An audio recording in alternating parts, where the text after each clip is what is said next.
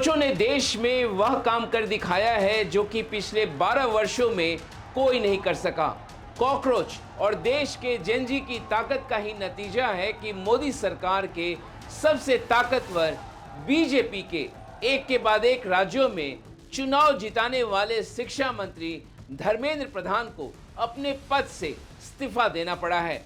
ये कॉकरोचों और युवा शक्ति की ही ताकत है कि जिस धर्मेंद्र प्रधान के साथ पूरी मोदी सरकार नजर आ रही थी, उन छात्र आंदोलन के दबाव में और विपक्षी एकता के दबाव में धर्मेंद्र प्रधान को अपने पद से इस्तीफा देना पड़ा है। आप देख रहे हैं द फेडरल देश, मैं हूं मनीष कुमार।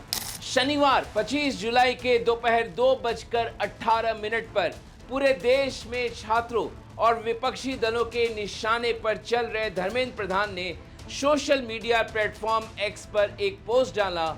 इस पोस्ट में उन्होंने ऐलान किया कि वो शिक्षा मंत्री के तौर पर अपने पद से इस्तीफा दे रहे हैं और उन्होंने अपना इस्तीफा प्रधानमंत्री मोदी को सौंप दिया है। जैसे ही धर्मेंद्र प्रधान के इस्तीफे की खबर जंतर मंतर पर पहुंची, जरा देखिए कैसे वहां प्रदर्शन कर रहे कॉकरोच जनता पार्टी के फाउंडर अभिजीत दीप के झूम उठे।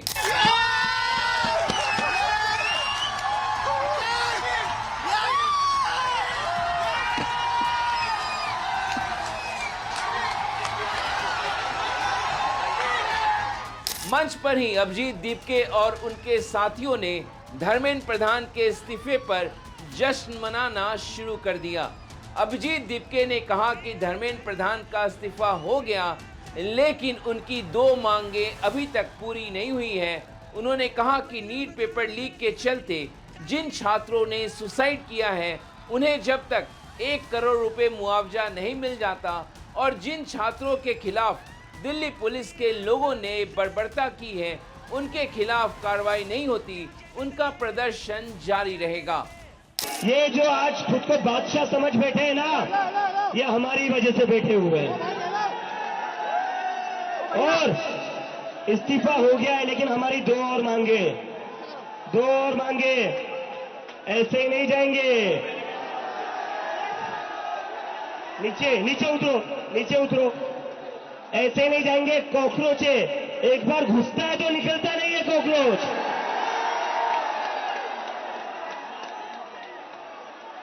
धर्मेंद्र प्रधान का इस्तीफा तो हो गया, लेकिन जिन बच्चों ने सुसाइड करी है, उनके परिवार को 1 करोड़ का मुआवजा और मिलना चाहिए ना, मिलना चाहिए ना 1 करोड़ का मुआवजा उन सारे परिवारों को। और दूसरा, ये जो पुलिस वाले गुंडों ने हरकत करी थी 20 तारीख को, उसके ऊपर पुलिस वालों के ऊपर एक्शन तो होना ही चाहिए। आपको याद होगा कि मोदी सरकार के मंत्री क्या कहा करते थे, हमारी सरकार में इस्तीफे नहीं होते। नए इसमें मंत्रियों के त्यागपत्र नहीं होते हैं भैया, वो यूपीए गवर्नमेंट नहीं है, एनडीए गवर्नमेंट है। लेकिन ये अहंकार चूर चूर हो गया।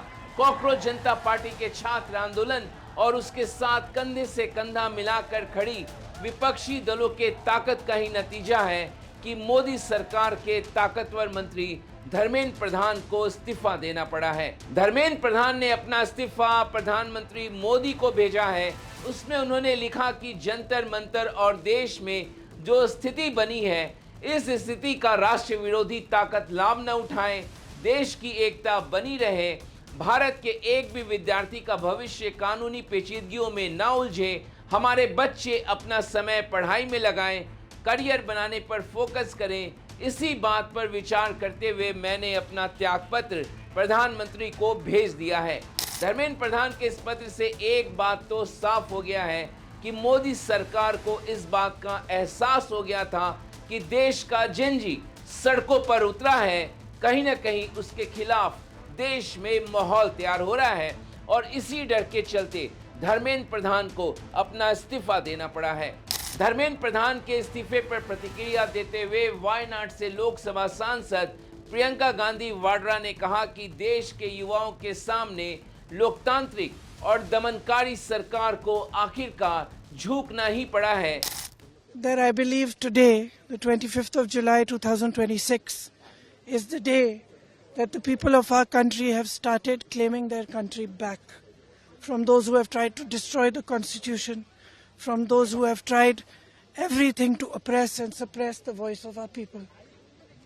I believe that this is a victory for the youth of India. I am so proud of each one of them who has gone and stood there. They have done it exactly in the way that Mahatma Gandhi taught us. Lok Sabha में नेता प्रतिपक्ष राहुल गांधी ने कहा कि मुझे छात्रों पर गर्व है। उन्होंने कहा कि प्रधान के इस्तीफे के बाद भारत के शिक्षा व्यवस्था को सुधारने में मदद मिलेगी। राहुल ने यह भी कहा कि अब इस सरकार को सत्ता से बाहर करने का समय आ गया है। ये जो हमारे स्टूडेंट्स हैं, इनकी विक्ट्री है, इनकी जीत है। जो हिंदुस्तान का फ्यूचर है, एजुकेशन सिस्टम जो हमारी शान हुआ करती थी, पूरी दुनिया में एक्नॉलेज था कि हिंदुस्तान का एजुकेशन सिस्टम बहुत बढ़िया है।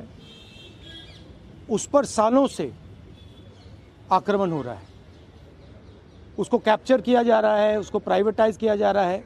उस पर रिएक्शन था, बेरोजगारी पर रिएक्शन था, और जो हिंदुस्तान का जो आज हालत है, जो सिचुएशन है, उस पर रिएक्शन था। प्रधान एक सिंबल है, करप्शन का सिंबल, एजुकेशन सिस्टम के डिस्ट्रक्शन का सिंबल, इनकॉम्पिटेंस का सिंबल। उसको तो जाना ही था, और अच्छा है कि वो गया। बट अब कॉन्क्रीट स्टेप्स एजुकेशन सिस्टम को बदलने की सरकार को लेने पड़ेंगे। बहुत बड़ा मुद्दा है आरएसएस का जो कैप्चर है हिंदुस्तान के सिस्टम पर, एजुकेशन सिस्टम पर। अगर मोदी जी की गलती है तो उतनी ही गलती आरएसएस की है, क्योंकि दीमक का काम आरएसएस ने किया है। समाजवादी पार्टी के सुप्रीमो अखिलेश यादव ने कहा कि जिस प्रकार से सोशल मीडिया में मोदी सरकार के खिलाफ जनजी की नाराजगी देखने को मिल रही थी, उसने धर्मेंद्र प्रधान को अपना इस्तीफा देने के लिए मजबूर कर दिया। लेकिन एक एक युवा उससे जुड़ गया।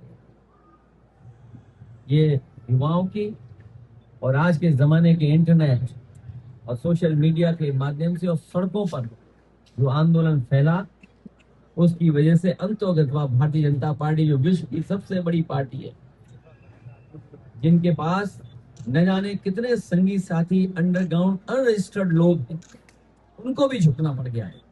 ये युवाओं की बड़ी जीत है। लेकिन इससे सभी पॉलिटिकल पार्टी के लोगों को ये सबक लेना चाहिए कि हमारे आने वाले समय में जो परीक्षाएं हों, उनको ठोस बना करके ही कोई पेपर लीक ना हो और युवाओं को रोजगार और नौकरी के लिए रास्ते खोलने। हालांकि भारतीय जनता पार्टी धर्मेंद्र प्रधान के साथ खड़ी नजर आ रही है। बीजेपी के राष्ट्रीय अध्यक्ष नितिन नवीन ने कहा कि शिक्षा मंत्री के तौर पर धर्मेंद्र प्रधान ने भारत की शिक्षा व्यवस्था और नेशनल एजुकेशन पॉलिसी को लागू करने में बड़ा योगदान निभाया है। नितिन नवीन ने कहा कि उनका इस्तीफा सार्वजनिक जीवन में ईमानदारी, जवाबदेही और निस्वार्थ सेवा का सर्वोच्च उदाहरण है। पार्टी मजबूती के साथ धर्मेंद्र प्रधान के साथ खड़ी है। इसी से आप समझ सकते हैं कि क्यों इतना बवाल और आलोचना के बाद भी प्रधान का इस्तीफा नहीं हो रहा था। धर्मेंद्र प्रधान के इस्तीफा देने से पहले देश के कई राज्यों में शनिवार के दिन बड़ी संख्या में छात्रों को सड़कों पर देखा गया। बिहार के अलग अलग जिलों में छात्र सड़कों पर उतर आए, पुलिस से भिड़ गए। पटना, सिवान, छपरा और औरंगाबाद में छात्रों ने जोरदार प्रदर्शन किया। दूसरे राज्यों में भी प्रदर्शन देखने को मिला। इन छात्रों की एक ही मांग थी कि धर्मेंद्र प्रधान अपने पद से इस्तीफा दें। धर्मेंद्र प्रधान के इस्तीफे के बाद कॉकरोच जनता पार्टी और भारत सरकार के मंत्रियों के बीच तीसरे दौर की बातचीत भी हुई।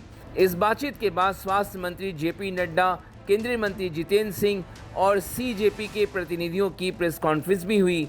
इसमें बताया गया कि भारत सरकार ने सीजेपी के बाकी सभी मांगों को मान लिया है और इसी के साथ कॉकरोच जनता पार्टी ने जंतर मंतर पर चल रहे अपने प्रदर्शन को खत्म करने का भी ऐलान कर दिया है।